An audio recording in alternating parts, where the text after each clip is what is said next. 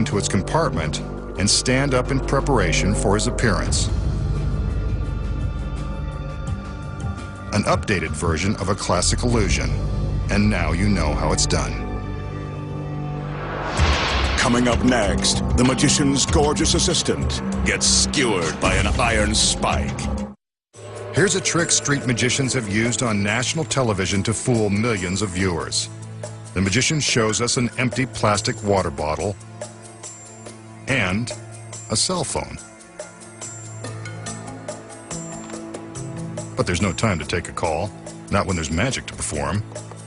He taps the top of the bottle to prove that it's solid and that there's no way for the phone to fit through the mouth. He taps the bottom, then presto! The cell phone has penetrated the solid bottle and is now inside. And it looks like it's staying there. Hope nobody calls. So, how does the magician take an ordinary plastic water bottle and magically make his cell phone wind up inside? Here are the secrets. First off, the bottle has been prepared with a long slit along one side that's large enough for the phone. The magician used scissors to cut the slit before the trick began. See how his hand fits inside without distorting the shape of the bottle. He starts the trick by using his phone to tap the bottle to prove that it's solid and to convince us it hasn't been tampered with. Then, he quickly rams the phone through the slit in the side. Just that simple. Here it is in slow motion as he pushes the phone through the cut opening. Once the phone is inside, the audience never notices the slit. There's another street magic trick that won't fool us again. The magician will now attempt an incredibly dangerous balancing act in hopes of avoiding disastrous results. He begins by showing off this arrangement of antique iron spikes. These are the same spikes found protecting medieval castles, haunted mansions, and Gothic cemeteries.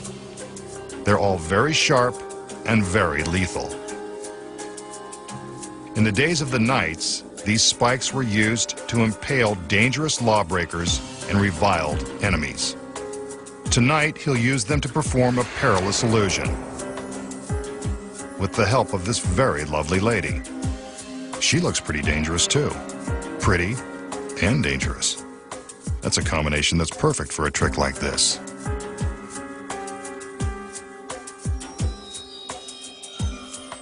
He calls in the help of two male assistants in the event this girl is too much for one masked man to handle.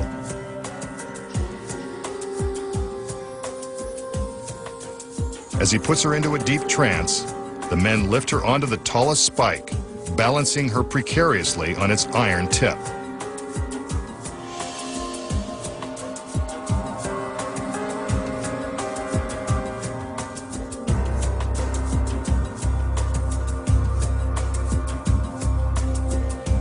The magician continues to conjure, being careful not to let the girl slip out of her trance. Ouch. The girl has been impaled by the spike. The tip has plunged all the way through her stomach, coming out the other side. This is a case for workers' comp if she somehow survives. Still, even pierced by the stiff iron rod, she manages to look graceful and gorgeous. Maybe this was the magician's plan all along. To stab a girl in the back by magic. What did this dangerous beauty do to deserve such a painful punishment? And is she past the point of no return? Let's find out.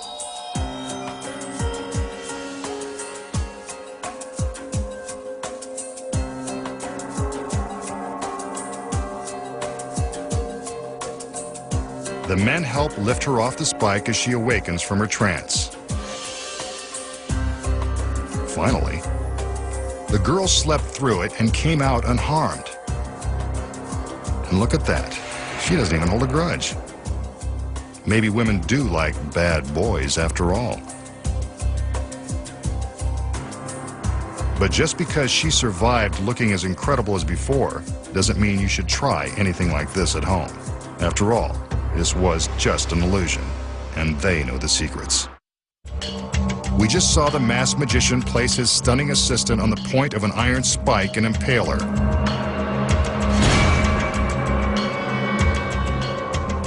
So how did he do it? Here are the secrets. When the illusion begins, the magician displays the collection of imposing-looking iron spikes. The spikes appear to be deadly sharp and quite dangerous. But on closer inspection, we can see that the pointy iron tips are actually made of foam rubber. They look lethal, but they're really quite harmless.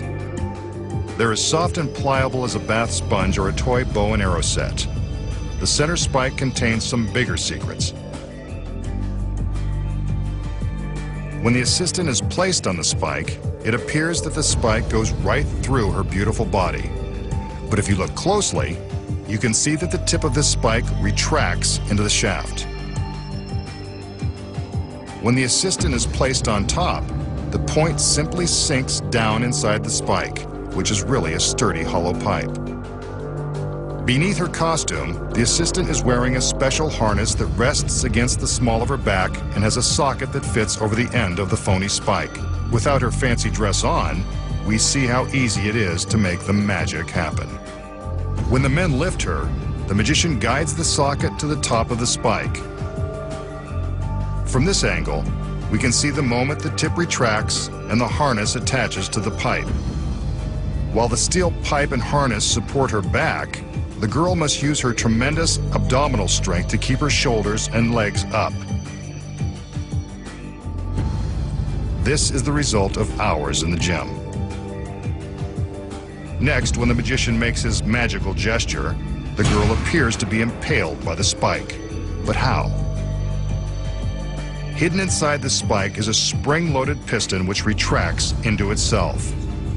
This lowers the assistant down, creating the illusion that the spike is being driven into her. See?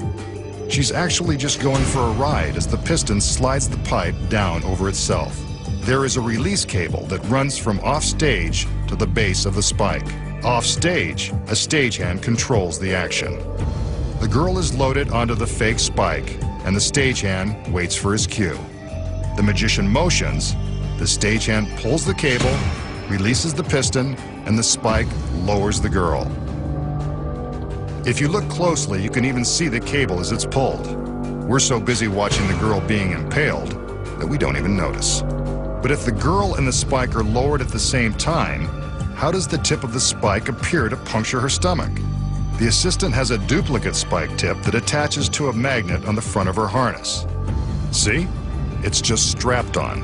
Her careful timing when placing the tip creates the illusion that the duplicate tip is actually being driven through her. As she's being positioned on the pipe, the girl removes the extra tip from a secret pocket in her costume and conceals it in her hand. Notice that she keeps her hands directly above her abdomen until the tip appears to puncture her. This is to hide the fact that she's securing the tip to the magnet. Once the piston lowers and the tip is attached, all she has to do is let her arms fall and reveal the tip. The illusion that she is impaled is very convincing. But how does the spike appear to be its original height once the girl is lifted off? A hidden pedal operates a hydraulic lift inside the pipe. It works like a dentist chair, raising the spike back up.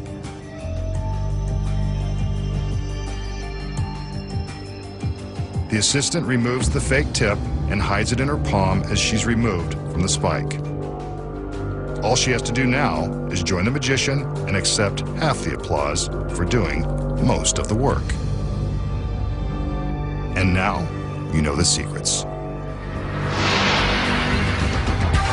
Next time